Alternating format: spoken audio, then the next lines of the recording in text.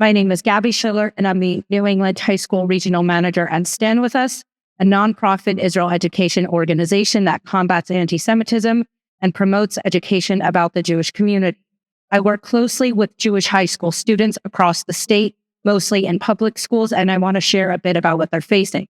Many are experiencing a troubling rise in anti-Semitism through biased classroom discussions, hallway comments, and social media posts. Holocaust distortion, Hitler jokes, and classic tropes about Jewish power are resurfacing across the entirety of the political spectrum. As tempting as it is to pin anti-Semitism on just the far right, these tropes are ancient and have no political affiliation. Tropes of Jewish power, whether the language is Jewish-occupied or Zionist-occupied government, are used from the right and the left. These tropes allow well-meaning individuals to express their anti-Semitism as punching up.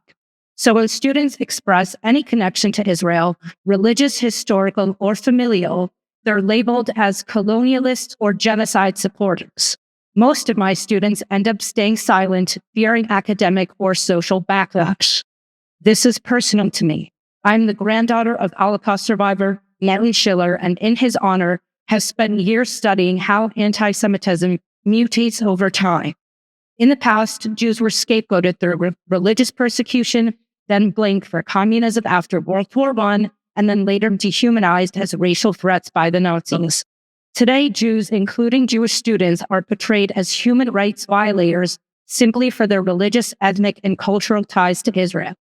Criticism of Israeli policy is valid, but scapegoating Jews for their connection to Israel is not.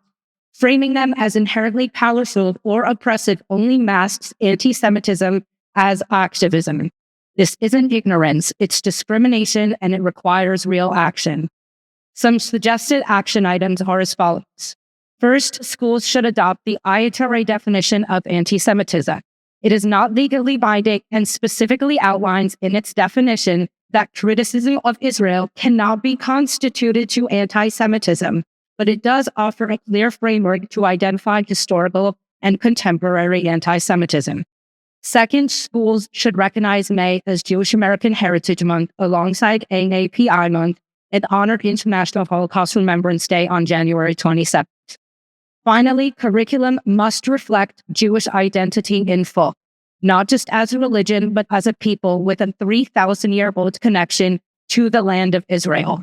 Singling out Jews for that connection while celebrating others is not equity. It is bias.